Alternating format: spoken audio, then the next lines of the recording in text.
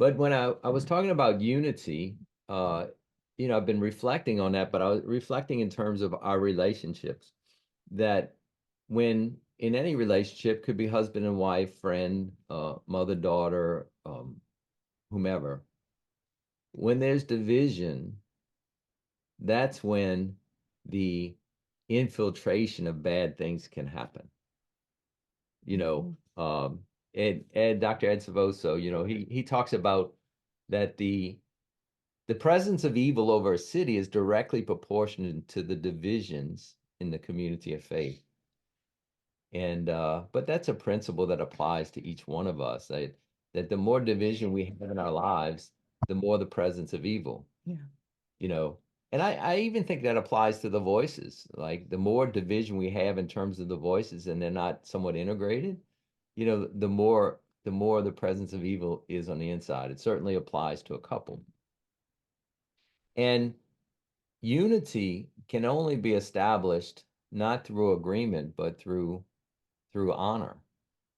And honor fundamentally believes that I'm going to treat you with dignity and respect, even if I adamantly disagree with what you believe. Mhm. And that's hard to do, isn't it? Is look, I adamantly disagree with Holly Kim believes, and for me Mhm. to treat her with honor, uh, I mean, I know it's got a lot of issues with that. I sort out how do you sort out the difference and stuff. But when there's honor and you treat them with dignity and respect, you have the groundwork to do that. Mhm.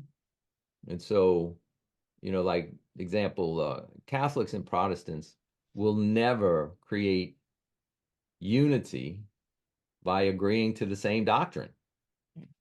We're too far down the road, and it's not going to happen.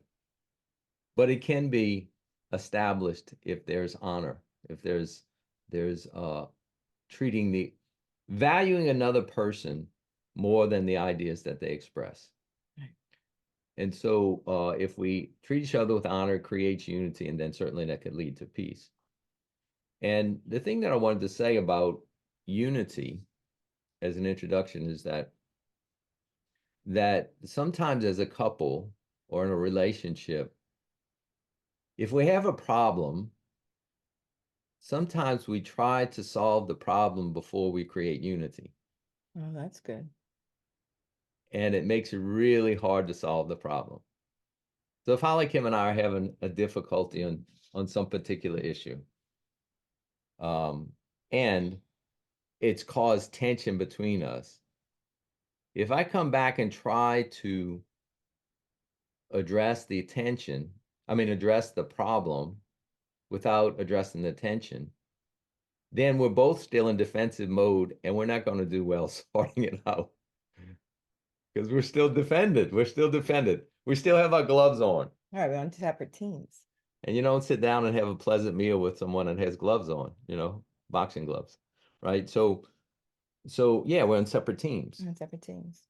So as a general rule in relationships, all relationships is if there's a problem, the first goal needs to be established unity before you address the problem, right? And that can be done in a variety of ways. But if we reestablish the connection, then we can then sort out the Right. problem, right? Mm-hmm. So anyway, I just wanted to share that because I thought it was really applicable to us. And it's an interesting thought. I mean, it just came to me as we were talking is that even with the voice work, Mm-hmm. right? Part of what we do by creating the images and the dialogue and answering the questions is we actually are creating inner unity Mm-hmm. as opposed to separateness. Even though we're separating them. We're separating them, but through the dialogue, there's an integration Right. going on. Right. Carl Jung was a famous psychologist and really had some extraordinary ideas. It's a bit above my pay grade in terms of understanding some of it, but anyway, his thing was the process of growth is through integration, and he would create integration through separation. Right. I mean, a lot of our ideas are pretty Jungian in that sense, is that he would personify different parts of yourself and then dialogue with it. And then it's through the dialogue, there is integration. And then he would say that's what lead to wholeness.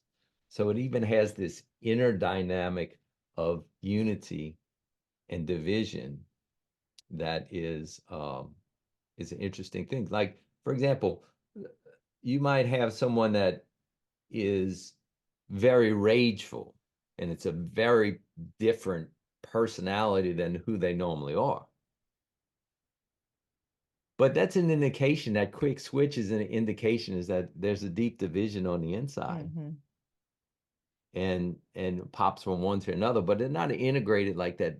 That angry energy is not integrated in the true self and channeled in a way that's appropriate and it's life-giving, and and then it goes on and on. So there's this whole inner dimension of unity that I think is very important also.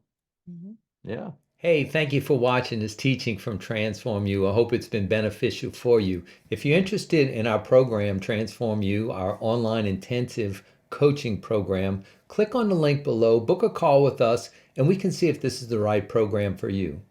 Also, if you want more information about Holly Kim and I and the program in general, click on this video now, and it'll give you an in-depth understanding of Holly Kim and I and our program. God bless.